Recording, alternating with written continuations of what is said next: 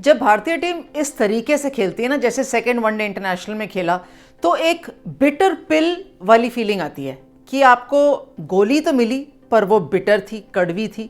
और वो बिटर पिल में से आप क्या देखें कि कोई बात नहीं, कड़वी थी दवाई तो खानी ज़रूरी है ताकि आप जल्दी अच्छी तरीके से ठीक हो जाएं, या दवाई जो थी अगर वो मीठी होती तो शायद उसका असर और बहुत जल्दी होता।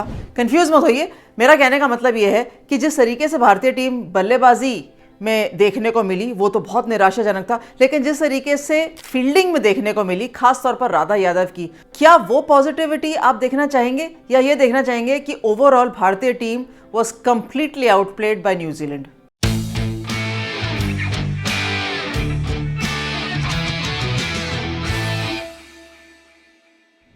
तो जब इंडियन टीम पहले ऑफ कोर्स फील्डिंग करने के लिए आई थी, तो सबसे बड़ा चैलेंज क्या था कि जो पहले वनडे इंटरनेशनल में न्यूजीलैंड को गर्मी का, ऑफ कोर्स गर्मी को देखना था, मैनेज करना था। उस तरीके से न्यूजीलैंड जब बैटिंग करती है और जब इंडिया चेस करती है, तो कौन सी टीम है जो गर्मी को ज़्यादा बढ़िया मैनेज कर पाएगी? पहले मैच में इंडिया ने पहले बैटिंग करी थी और वो जीते थे। सेकेंड मैच में न्यूजीलैंड ने पहले बैटिंग करी तो वो जीते। चलिए, ये तो हुआ मौसम का हाल, लेकिन अगर आप न्यूजीलैंड की बैटिंग की तरफ नजर डालेंगे ना, तो कहेंगे कि वाओ, ओपनिंग साझेदारी सूजी बेट्स की कितनी बढ़िया तरीके से बनाई प्लेमर के साथ। और अगर ऐसी ओपनिंग साझेदारी रह सकती है, 10 ओवरों में स्कोर रह सकता है, तो फिर क्या बात है। जब आप बिना विकेट खोए आप इस तरीके की शुरुआत देते हैं टीम को, तो यकीनन एक ठोस शुरुआत है। एंड अपने पिछले मैच से सेकेंड मैच में आते आते बहुत सारी चीजें ठीक कर ली। हालांकि अमेलिया कर लाइनअप के अंदर नहीं दिखी थी क्योंकि वो चोटिल हो गई हैं, श्रृंखला में और भाग नहीं लेंगी। उनकी जगह बदलाव करने के लिए बहुत सारे विकल्प नहीं है न्यूजीलैंड के पास, क्योंकि ऐसा ऑलराउंडर ही रही है। तो फ्रैन जोनस अंदर आ गई, लिया तो हुहू अंदर आ गई, लेकिन वो गेंदबाजी में था। बैटिंग में कोई एक्स्ट्रा बैटर अंदर आया नहीं, क्योंकि बाहर ऐसा कोई बैटर बैठा ही नहीं है।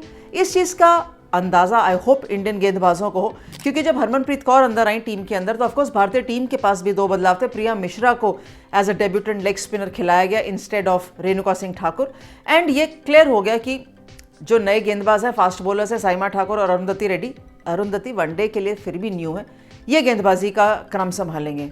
मुझे लगा कि जिस तरीके से भारतीय टीम ने गेंदबाजी करनी शुरू करी, अच्छी विकेटें भी लेंगे, पर वो जो ड्रॉप्ड कैचेज आते हैं ना, भाई दीप्ति शर्मा ने भी कैच छोड़े, उमा छेत्री ने भी कैच छोड़े, प्रिया मिश्रा की गेंदबाजी पर तो 3 चांसेस छूट गए और एक ऑफकोर्स बहुत मुश्किल था जो विकेट कीपर यस्तिका भाटिया के तरफ गया ज़रूर था, बॉटम एज था, लेकिन वो चलिए प्रिया मिश्रा गेंदबाजी कर रही तो हम चांस मान लेते हैं, वरना बहुत मुश्किल है। ये सब मौके एक डेब्यूटेंट की गेंदबाजी पे निकले। और अगर आप भारतीय टीम की फील्डिंग देखेंगे ना, तो इतना ब्रिलियंट कैचिंग राधा यादव की और उतनी ही खराब फील्डिंग बाकी फील्डर्स की। तो ये जो उतार चढ़ाव दिखता है ना इस भारतीय टीम की फील्डिंग के अंदर, वो समझ नहीं आता कि बिटर पिल को देखे या आप पिल कि वो जो दवाई है आपको सही तरीके से एक नसीहत देना चाहती है या सही तरीके से ठीक करना चाहती है, वो देखें। तो किस तरीके से देखें इस फील्डिंग को, एक इतनी बढ़िया परफॉर्मेंस, एक इतना खराब प्रदर्शन। कह रहे जब फील्डिंग और गेंदबाजी इस तरीके से चलेगी तो फिर गेंदबाज कहाँ से विकेट लेगा, नहीं ले सकता ना। हालांकि मैं समझती हूँ प्रिया मिश्रा ने अच्छी गेंदबाजी करी, साइमा ठाकुर ने भी अच्छी गेंदबाजी करी, राधा यादव भी वापस आई सेकंड, थर्ड, फोर्थ स्पेल में बॉलिंग ठीक ठाक करने के लिए। लेकिन टुवर्ड्स द एंड जो एक स्ट्रॉन्ग ठोस साझेदारी की आवश्यकता थी, या जो seniors of course Bates and Devine जो 2 सीनियर हैं उस बैटिंग लाइनअप में न्यूजीलैंड के खड़े हो गए, तो यकीनन टारगेट जो रहेगा। खैर उन्होंने ये ज़रूर कहा कि 260 का लक्ष्य, मुझे लगा कि और 15-20 रन बनने चाहिए थे towards the end Sophie Devine ने, लेकिन मुझे लगा 260 का लक्ष्य बहुत अच्छा है।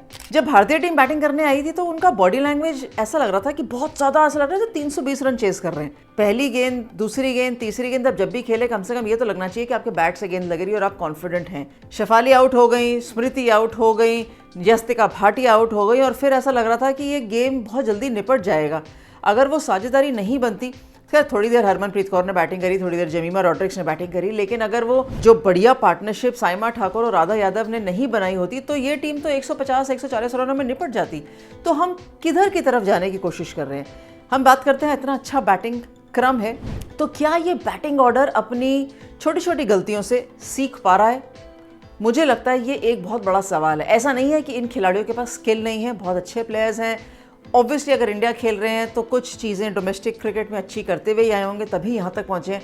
लेकिन जब आपके ऊपर दबाव पड़ता है तो मैंने ज़्यादातर ये टीम ढहती हुई देखी है रादर देन उठती उभरती हुई। जिस तरीके से साइमा और राधा ने बैटिंग करके दिखाई है, बताया कि हमें पता है बॉलिंग अच्छी है, हम बैटिंग में भी कंट्रीब्यूट करना चाहते हैं, उसी तरीके का अगर खेल भारतीय टीम बाकी बैटर्स भी दिखाते ना तो 260 पहुंचना मुश्किल नहीं है।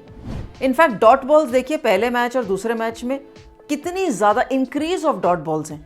ये तो गलत बात है कि आप वनडे मैचेस के अंदर इतने ज़्यादा डॉट बॉलें खेल रही है। ठीक है, न्यूजीलैंड ने भी खेली है, लेकिन हम तो भारतीय टीम की तरफ रुख करेंगे ज़्यादा। आप इतना सारा नहीं खेल सकते, और अगर इतनी डॉट बॉल्स को अगर आप कन्वर्ट भी करेंगे ना, कम से कम 50% को भी कन्वर्ट कर लीजिए तो 260 नहीं, क्लोजर टू 300 पहुंच जाएंगे। सो ऑफकोर्स बहुत सारी चीज़ें ठीक करने के लिए है भारतीय टीम के पास। जो थर्ड एंड फाइनल गेम है उसमें बदलाव न्यूजीलैंड के पास करने के लिए तो मुझे लगता नहीं है बहुत ज़्यादा विकल्प है, अनटिल अनलेस कोई बीमार हो जाए या चोटिल हो जाए। भारतीय टीम के पास भी विकल्प बहुत थोड़े से बचते हैं, क्योंकि आप किसको बाहर भेजेंगे। प्रिया मिश्रा ने अच्छी गेंदबाजी करी है, साइमा ठाकुर ने अच्छा खेला है। मुझे नहीं लगता कि बैटिंग में कोई और ऐसा कोई बाहर बैट्समैन बैटर बैठा है जो अंदर आ सकता है इस लाइनअप के अंदर। तो बदलाव मुश्किल है, लेकिन जो बदलाव भारतीय टीम को करना पड़ेगा वो ये ज़रूर है कि थोड़ा अच्छा प्रदर्शन करने की आवश्यकता रहेगी, वरना सीरीज़ में जो अब बराबरी करी है न्यूजीलैंड ने, वो अंतिम मैच मुकाबला छोड़ेगी नहीं, और फिर भारतीय टीम पर और ज़्यादा बदलाव आ जाएगा, और ज़्यादा दबाव आ जाएगा। बदलाव की तो गुंजाइश ही नहीं है, दबाव की गुंजाइश है। तो दबाव नहीं चाहिए तो मैच में अच्छा खेलिए और सीरीज़ जीतिए। हम तो यही चाहते हैं कि इस अहमदाबाद के ग्राउंड पर भारतीय टीम जीते। भारतीय मेंस टीम नहीं जीती थी, विमेंस टीम तो जीतनी चाहिए ना, बस इतना सा ख्वाब है। आपका कोई ख्वाब है तो आप वो बता दीजिए, वरना आप लाइक कमेंट शेयर कर सकते हैं एंड सब्सक्राइब जरूर करिएगा डिफरेंट स्ट्रोक्स को। Thank you very much for watching different strokes.